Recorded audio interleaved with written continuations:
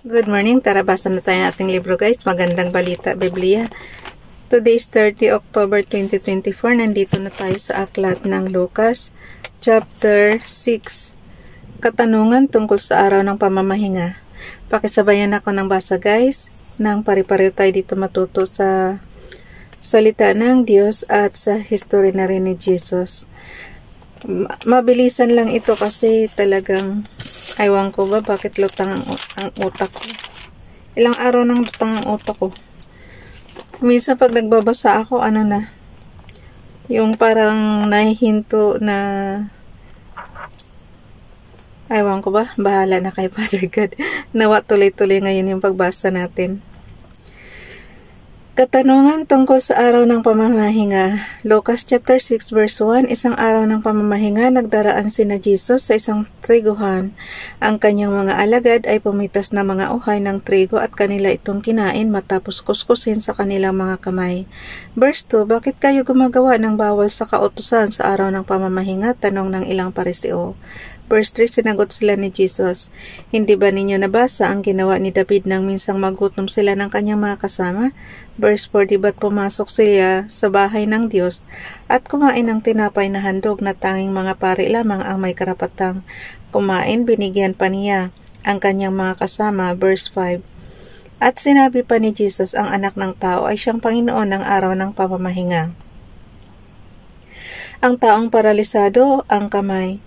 Lucas chapter 6 verse 6, isang araw ng pamamahinga rin noon nang pumasok si Jesus sa sinagoga at nagturo. Doon ay may isang lalaking paralisado ang kanang kamay. Verse 7, sa hangad ng mga tagapagturo ng kautusan at Pariseo na magkaroon ng maipaparatang kay Jesus, binantayan nila si Jesus upang tingnan kung siya ay magpapagaling ng may sakit sa araw ng pamamahinga. Verse 8, subalit alam ni Jesus ang kanilang mga iniisip, kaya't sinabi niya sa lalaking paralisado ang kamay, halika rito. Sa unahan, lumapit ang lalaki at tumayo nga roon. Verse 9, pagkatapos sinabi ni Jesus sa mga tagapagturo ng kautusan at Pariseo, tatanungin ko kayo, alin ba ang naaayon sa kautusan, ang gumawa ng mabuti o ang gumawa ng masama sa araw ng pamamahinga, ang magligtas ng buhay o ang pumatay? Verse 10, tiningnan niyang isa-isa ang mga taong nakapaligid at pagkatapos ay sinabi sa lalaki, iunat mo ang iyong kamay. Iniunat nga ng lalaki ang kanyang kamay at ito'y gumaling. Lucas chapter 6 verse 11, dagit-ngit naman sa galit ang mga tagapagturo ng kautusan at mga Pariseo at pinag-usapan nila kung ano ang dapat nilang gawin kay Jesus. Pinili ang 12. Lucas chapter 6 verse 12, nang panahong iyon umakyat si Jesus sa isang bundok at magdamag siyang nanalangin sa Diyos. Verse 13, kinaumagahan tinawag niya ang kanyang mga alagad, pumili siya sa kanila ng 12 at sila'y tinawag niyang mga apostol. Verse 14, sila ay sina Simon na pinangalanan niyang Pedro, si Andres na kapatid nito, sina Santiago, Juan, Felipe, Bartolome. Verse 15, Mateo, Tomas, Santiago, anak ni Alfeo, si Simon na makabayan. Verse 16, si Judas na anak ni Santiago at si Judas Iscariote na naging taksil. So dalawa ang Judas guys. Okay, dito na tayo sa aklat ng Lucas chapter 6, nagturo at nagpagaling si Jesus. Lucas chapter 6 verse 17. Pagbaba ni Jesus kasama ang mga apostol, nadatna nila sa isang patag na lugar. Ang marami sa kanya mga alagad kasama ang napakaraming taong buhat sa Judea, Jerusalem at mga bayan sa baybaying dagat ng Tiro at Sidon. Verse 18, pumaroon sila upang makinig at mapagaling sa kanilang mga karamdaman. Pinagalingan sila ni Jesus pati na rin ang mga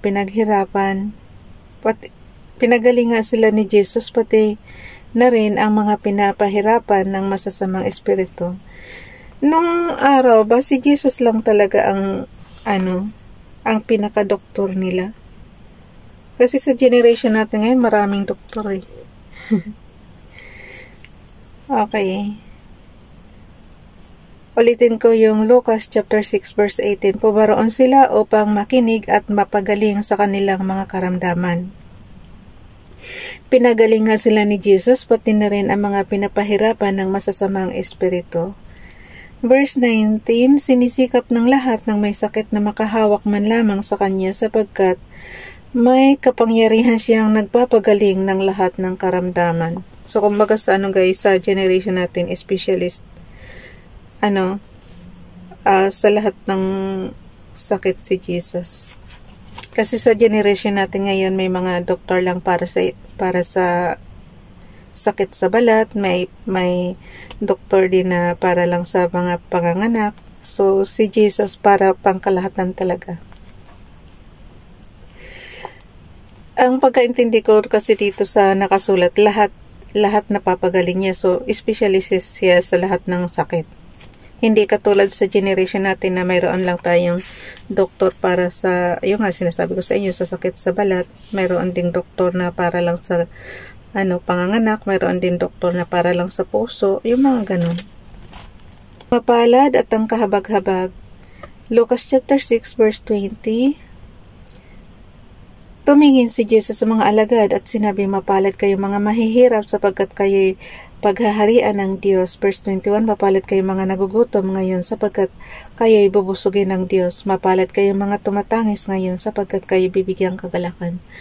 Verse 22, mapalad kayo kung dahil sa inyong pagsunod sa anak ng tao ay kinapupuotan kayo, ipinagtatabuyan at nilalait ng mga tao at pinagbibintangan kayo ay masama. Verse 23, magalak kayo at tumalon sa tuwa kung gayon ang mangyayari sa inyo sapagkat malaki ang inyong gantimpala sa langit. Gayon din ang ginawa ng kanilang mga ninuno sa mga propeta. Verse 24, ngunit kahabag-habag kayong mga mayayaman ngayon sapagkat natamasa na ninyo ang kaginhawaan. Verse 25, kahabag-habag kayong mga busog ngayon sapagkat kayo'y magugutom. Kahabag-habag kayong mga tumatawa ngayon sapagkat kayo'y magdadalamhati at magsisitangis. Lucas chapter 6 verse 26, kahabag-habag kayo kung kayo'y pinupuri ng lahat ng tao sapagkat gayon din ang ginawa ng kanilang mga ninuno sa mga huwad na propeta. Ang pag-ibig sa kaaway. Lucas chapter 6 verse 27, subalit sinasabi ko sa inyong mga nakikinig sa akin, mahalin ninyo ang inyong makaaway at gawa ng mabuti ang mga napupuot sa inyo. Verse 28, pagpalain ninyo ang sumusumpa sa inyo at ipanalangin ang mga nang-aapi sa inyo. Verse 29, kapag sinampal ka sa isang pisngi, iharap mo rin sa ang kabila. Kapag inagaw ang iyong balabal, huwag mong ipagkait ang iyong damit. Verse 30, bigyan mo ang bawat humihingi sa iyo at kung may kumuha ng iyong ari-arian, huwag mo nang bawiin pa ang mga iyon. Hala, Father God, ano ba yan? Grabe. Verse 31, gawin ninyo sa inyong kapwa ang nais ninyong gawin nila sa inyo.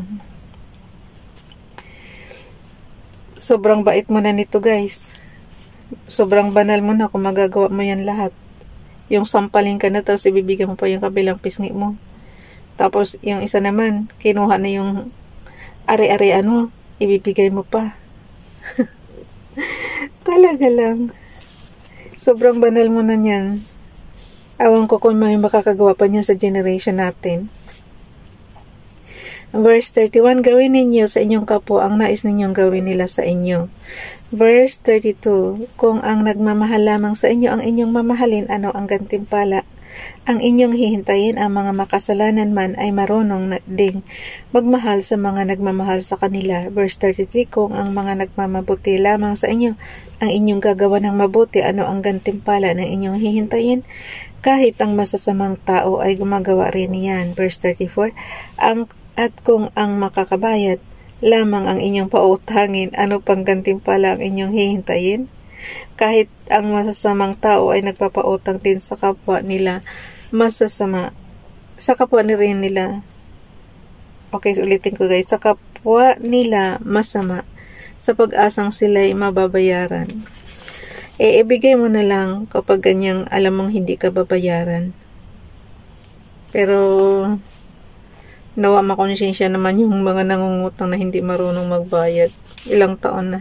Sasabihin sa'yo, paano naman dyan? Babayaran kita sa susunod na buwan. O kaya sa susunod na linggo, wala, inabot na ng siyam-siyam. Nawa, yung nakapanood nga may utang sa akin, magbayad naman kayo. Hindi naman kasi yan, pinaghirapan din naman kasi yan trabahoin. Lalo na ngayong, kahit nga may edad na tayo, nagtatrabaho pa rin tayo, diba? Tapos gaganunin ka lang. Pero dito, sabi daw, ay nako, Father God, sometimes yung puso namin, di namin alam kung anong gagawin nilang. Ano ba itong mga utos mo? Okay, verse 35, pero naman, Father God, palambutin nyo yung puso ng mga kasi, hindi naman kasi ganun ka, yun, buti lang sana kung 1,000 lang. Mayroon pa namang, nawa, wala na silang maloko pang iba, wala na silang ma-scam. Yun lang ang panalangin ko na lang, Father God. Nawa, wala na silang ibang maloko pang tao. Kasi ngayon, eleksyon na naman, guys. Marami na namang dyan, mang-i-scam. Okay, verse 35. Lucas chapter 6, verse 35. Sa halip, mahalin. Lucas chapter 6, verse 35. Ano ba yan? Mali-mali na ako. Kaya pakisabayan nyo na lang ako ng basa, guys, para kung mali man ako, masusundan nyo pa rin. Lucas chapter 6 verse 35 tayo. Sa halip, mahalin ninyo ang inyong mga kaaway at gumawa kayo ng mabuti, magpahiram kayo na hindi umaasa ang anumang kabayaran. Ayan ang sinasabi ko. Sa gayon, malaking gantimpala ang tatamuhin ninyo at kayo'y magiging mga anak ng kataas-taasang Diyos, sapagkat siya'y mabuti kahit sa masasama at sa mga hindi marunong tumanaw ng utang na loob. Verse 36, maging mahabagin kayo tulad ng inyong ama. O, sige na, Father God. Ay, nako. Ang hirap ng kautusan na yan, guys. Ewan ko kung masusunod nyo yan. Ang paghatol sa kapwa. Lucas chapter 6 verse 37, huwag kayong humatol at hindi kayo hahatulan, huwag kayong magparusa at hindi kayo paparusahan ng Diyos. Patawarin ninyo ang inyong kapwa at kayo patatawarin din ng Diyos. Verse 38, magbigay kayo at kayo bibigyan ng Diyos, hustong takal, siksik, liglig at umaapaw pa ang ibibigay sa inyo, sapagkat ang panukat na ginagamit ninyo sa iba ay siya ring gagamiting panukat sa inyo. Verse 39, tinanong sila ni Jesus ng patalinghaga, maari kayang mag-akay ang isang bulag ng kapwa niya bulag? Pareho silang mahuhulog sa hukay kapag ginawa nila ang ganoon. Verse 40, walang alagad na nakakahigit sa kanyang guro, ngunit matapos maturo ang lubos, ang alagad ay makakatulad ng kanyang guro.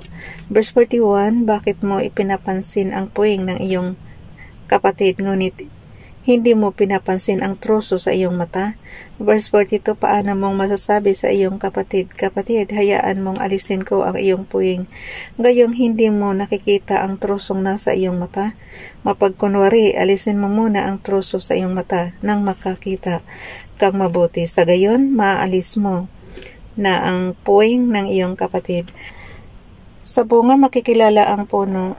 Lucas chapter 6 verse 43, walang mabuting punong kahoy ang namumunga ng masama at wala ring masamang puno ang namumunga ng mabuti.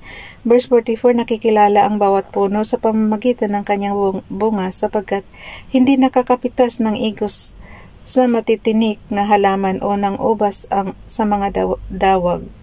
Verse 45, ang mabuting tao ay naglalabas ng mabuti mula sa kanyang pusong sagana sa kabutihan, samantalang ang masamang tao naman ay naglalabas ng masama mula sa kanyang pusong tigib ng kasamaan, sapagkat kung ano ang nag-uumapaw sa puso ay siyang sinasabi ng labi.